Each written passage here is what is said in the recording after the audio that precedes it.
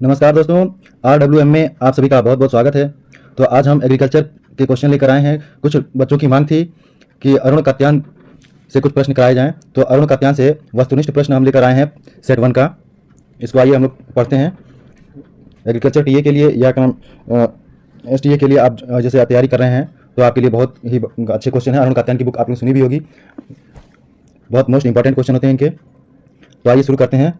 Question number 1, उच्च pH वाली मृदाओं में इनकी न्यूनता होती है। किसकी न्यूनता होती है?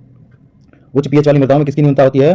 तो इसमें देखिए आपका इसमें ए आंसर सही हो जाएगा, यानी कि जिंक और मैग्नीज की न्यूनता होती है। क्वेश्चन नंबर 2 देखते हैं।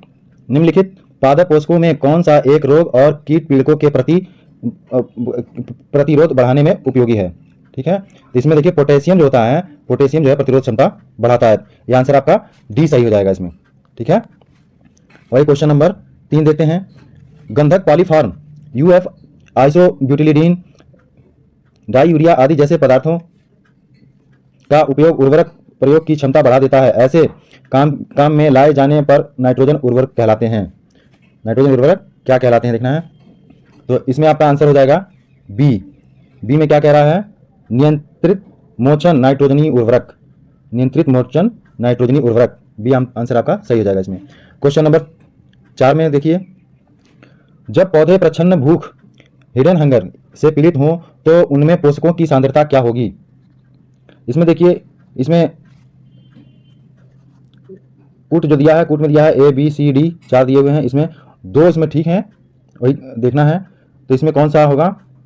यानी कि पहला पढ़िए, न्यूनता लक्षण मंडल से ऊपर, दूसरा लाभकारी उपज मंडल से नीचे। ये दोनों हमको सही लग रहे हैं। तो न्यूनता लक्षण मंडल से नीचे, नहीं ये नहीं होगा, यानी कि तीसरा कट करिए, लाभकारी उपज मंडल से ऊपर, चौथा भी नहीं होगा। इसमें आपका कौन सा सही होगा? पहला और दूसरा, यानी कि आपका option number C, option C आपका बिल्कुल सही है। चौथे का ऑप्शन सी बिल्कुल सही है। आइए क्वेश्चन नंबर 5 देखा जाए। क्वेश्चन नंबर 5 है, 20 मी प्रति 100 ग्राम CC और 5 मी प्रति 100 ग्राम विनिमयशील H यानी हाइड्रोजन वाली मृदा के आधार संतृप्ति होगी। इसका 25% होगा ए, यानी कि 25% आंसर, यानी कि इसका ए आंसर सही है। ठीक, ए। क्वेश्चन नंबर 6 देखते हैं। क्वेश्चन नंबर 6 में है, सूची फर्स्ट को सूची सेकंड से सुमेलित करना है। क्वेश्चन नंबर 6 में देखिए, इसमें ए कह रहा है एजोस्पाइरिलम। एजोस्पाइरिलम किसमें होगा? एजोस्पाइरिलम आपका हो गया घासी फसलों की जड़ों के लिए। ठीक, बी देखिए, बी कह रहा है एजोटोबैक्टर। एजोटोबैक्टर यानी कि मुक्त जीवी नाइट्रोजनी यौगिकरण जीवाणु। और सी कह रहा है VAM। VAM क्या होगा? ये आपका हो जाएगा फास्फोरस अंतर्ग्राही में सहायता करता है। और एजोला प्लावमान जलीय फर्न होता है, ये सभी लोग जानते हैं। तो इसमें हम आपका कौन सा मिलेगा? इसमें आपका ए का हो गया 3 और बी का हो गया 4। ए का 3, बी का 4, सी का 1 और डी का 2, यानी कि सी। इसका आंसर सही हो जाएगा सी। ठीक है, अब भाई क्वेश्चन नंबर 7 देखिए। क्वेश्चन नंबर 7 कह रहा है, उच्च फास्फोरस यौगिकारी क्षमता वाली अम्लीय मृदा में उगाई जाने वाली गन्ना फसल के लिए चुना जाने वाला उर्वरक होगा। तो गन्ना फसल के लिए कौन सा उर्वरक चुना जाता है? यानी कि महीन पिसा हुआ सेल फास्फेट होना चाहिए, महीन पिसा हुआ सेल फास्फेट। ठीक है, क्वेश्चन नंबर 8 देखा जाए। क्वेश्चन नंबर 8 कह रहा, मिश्रित उर्वरक बनाने के लिए 100 किलोग्राम अमोनिया सल्फेट और 125 किलोग्राम एकल सुपर फास्फेट मिश्रित किए गए। इस मिश्रण में 25 किलोग्राम भरक मिलाया गया NP2O5 और K2O के रूप में इस मिश्रण की उर्वरक कोटि होगी। इसकी उर्वरक कोटि होगी तो 880 होगी। 8 का आपका आंसर हो गया सी। आइए क्वेश्चन नंबर 9 देखते हैं। क्वेश्चन नंबर 9 कह रहा है, मृदाओं की जलीय चालकता जिसके अनुक्रमानुपाती होता है। इसमें होगा अकेसी सांद्रता। अकेसी सांद्रता होती है, मृदा की जलीय चालकता अकेसी सांद्रता के अनुक्रमानुपाती होती है। क्वेश्चन नंबर 10 देखिए, फास्फोरस यौगिकीकरण निम्नलिखित घटना से संबंधित है। इसमें देखना कि किस घटना से संबंधित है। पहला, पौधे द्वारा फास्फोरस का अवशोषण और जैव यौगिकी का संश्लेषण। दूसरा, अंतःस्रावी जल द्वारा मृदा से फास्फोरस का निक्षालन। तीसरा है घुलनशील फास्फोरस का पादप के लिए अनुपलब्ध रूपों में रूपांतरण। मृदा के कोलाइडी घटकों के साथ ऋणायन विनिमय। तो इसमें आपका सी सही हो जाएगा। क्या? घुलनशील फास्फोरस का पादप के लिए अनुपलब्ध रूपों में रूपांतरण। क्वेश्चन नंबर 11 देखिए। क्वेश्चन नंबर 11 में कह रहा है निम्नलिखित युग्मों में कौन सा एक सही सुमेलित नहीं है। क्वेश्चन नंबर 11 में है एक कौन सा सही सुमेलित नहीं है, नहीं वाला ऑप्शन है, ध्यान दीजिएगा। नहीं वाले में है तो ये विस्तारी प्रकार के मृतिका खनिज जो है उच्च स्तर जल धारण क्षमता, ये सही है। मृदा में कैल्शियम की उच्च मात्रा, लौह हरी महीनता, ये भी सही है। जल अप्लावित मृदाएं, उच्च नाइट्रोजन खनिज, यही सही नहीं लग रहा है। बलुई मृदाएं, उर्वरकों का विभक्त अनुप्रयोग, ये भी सही है। यानी कि आंसर आपका इसमें क्या हो जाएगा? आंसर आपका हो जाएगा इसमें सी, जल अप्लावित मृदाएं, ये जो है आपका सही सुमेलित नहीं है। ठीक। क्वेश्चन नंबर 12 देखिए। मृदा में जैव नाइट्रोजन के खनिजन में इस समय नेट वृद्धि होती है जब क्या होता है? कार्बन नाइट्रोजन अनुपात 20 से 30 अनुपात 1 होता है। कार्बन नाइट्रोजन अनुपात 20 से अनुपात 1 से नीचे होता है। ये देखिए जैव में नाइट्रोजन का जो है ये कम होता है, 20 अनुपात 1 से नीचे होता है, ये सही है। यानी आपका बी आंसर सही है। ठीक, 12 नंबर का बी सही है। अब क्वेश्चन नंबर 13 आ जाइए। क्वेश्चन नंबर 13 में देखते हैं निम्नलिखित योजनाओं में से किसके लिए वर्ष भर सिंचाई की आवश्यकता पड़ती है। क्वेश्चन नंबर 13 में दिया है दियारा भूमि शस्य योजना, अंतरा शस्यक्रम योजना, मिश्रित शस्यक्रम योजना, अनेकधा शस्यक्रम योजना। ये अनेकधा शस्यक्रम योजना, ये सही है। यानी कि डी आपका आंसर बिल्कुल सही है। ठीक। क्वेश्चन नंबर 14 देखिए। कुल द्रव्यमान के आधार पर दिए गए तत्वों की पृथ्वी की प्रॉपर्टी में के सापेक्ष प्रचुरता इस प्रकार की। भू प्रॉपर्टी का जो है, पृथ्वी की भू प्रॉपर्टी का, यानी कि सिलिकॉन, ये तो नहीं है, ये भी नहीं है, ये भी नहीं है। ये आपका आंसर हो जाएगा आपका डी, आपका आंसर बिल्कुल सही है। डी वाला सही आंसर है इसका। क्या? O2 Si Al और Fe, ये क्रम वाइज है भू प्रॉपर्टी पे। क्वेश्चन नंबर 15 देखते हैं। क्वेश्चन नंबर 15 क्या कह रहा है? 15 है सूची फर्स्ट शाकनाशी को सूची सेकंड रासायनिक वर्ष से सुमेलित कीजिए और सूचियों के नीचे दिए गए कोटों की सहायता से उत्तर चुनिए। क्वेश्चन नंबर 15 में कह रहा है आपका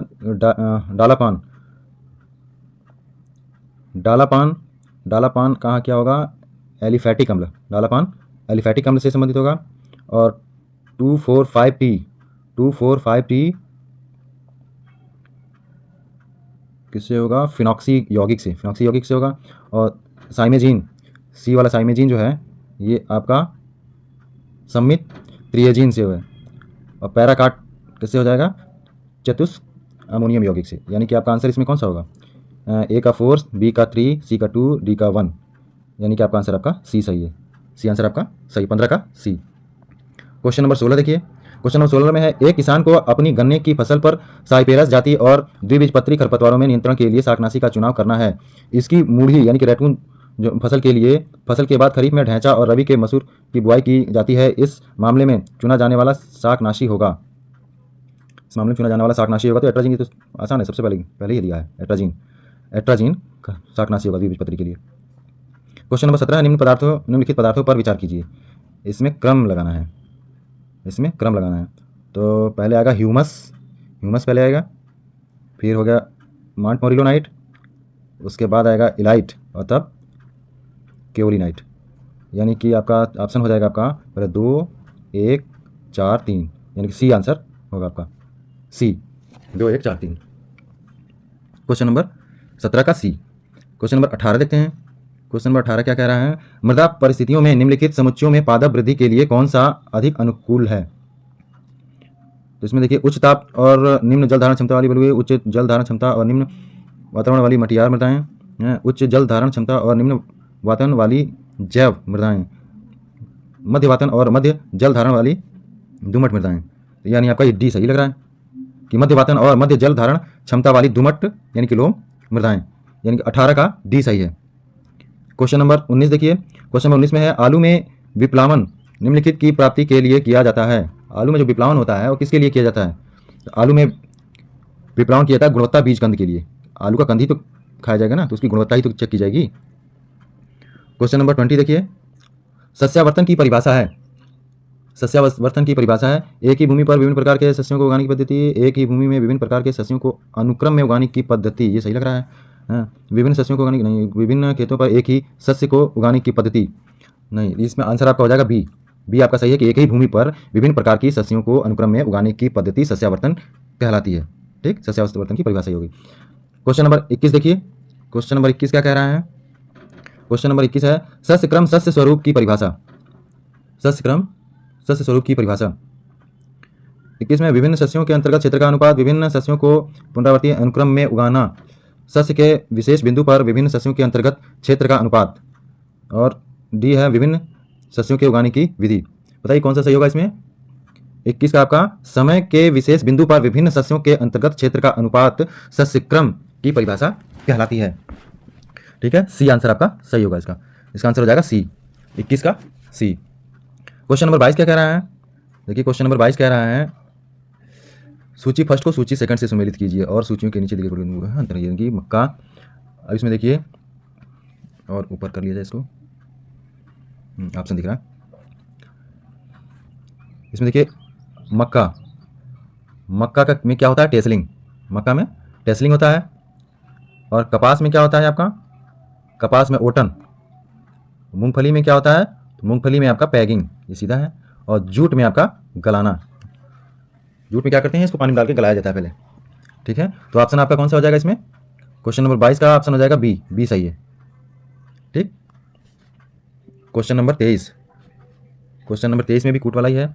सूची फर्स्ट परपोसी को सूची सेकंड राइजोबियम जाति से सुमेलित कीजिए। इसमें राइजोबियम जाति से सुमेलित करना है। मेथी, क्वेश्चन नंबर 23 का ए जो है, 23 का ए मेथी जो है, मेथी क्या? मेथी तो सही सही, मेथी राइजोबियम बिल्कुल सही है। ए का तो सीधा है राइजोबियम। मोलिलोटी, और बी क्लोवर, बी है क्लोवर, ये चला जाएगा आपका 3 राइजोबियम ट्राइफ्लाई, बी का हो जाएगा राइजोबियम ट्राइफ्लाई। और मटर, मटर का हो जाएगा आपका राइजोबियम लेग्यूमिनेसेरस, और सेम का आपका हो गया राइजोबियम फॉजियोली। यानी कि ऑप्शन आपका हो जाएगा इसमें डी सही हो जाएगा, डी ऑप्शन सही है ये। ठीक, क्वेश्चन नंबर 23 का डी। क्वेश्चन नंबर 24 देखिए, क्वेश्चन नंबर 24 क्या कह रहा है? निम्नलिखित कारकों पर विचार कीजिए। मृदा अभिलक्षण, औसत वार्षिक वर्षा, विभव वाष्पन वाष्पोत्सर्जन, साल में सूखे के दोनों की संख्या। भारत में योजना आयोग के किन कारकों के आधार पर देश को विभिन्न कृषि जलवायु वाले प्रदेशों में बांटा है? ठीक, 24 का दिया है मृदा अभिलक्षण, मृदा अभिलक्षण सही है, मृदा अभिलक्षण में बांटा है। और दूसरा है औसत वार्षिक वर्षा में भी बांटा है। तीसरा विभव वाष्पन और वाष्पोत्सर्जन ये भी बांटा है। साल के सूखे के दिनों की संख्या नहीं, ये नहीं बांटा है। तो यानी कि ऑप्शन कौन सा होगा? 1 2 3, 1 2 3, यानी कि ए आपका सही है। 24 का ए आंसर आपका सही है बिल्कुल। अब लास्ट क्वेश्चन है 25 क्वेश्चन ये लेकर आए हैं आज हम अरुण कात्यायन की। फिर और क्वेश्चन कल लाएंगे इससे आगे की, इसको आप लोग, इसलिए आप लोग वीडियो को पूरा अंत तक देखा करिए। क्वेश्चन नंबर 25 है टी और वी कार्यक्रम का मुख्य उद्देश्य है।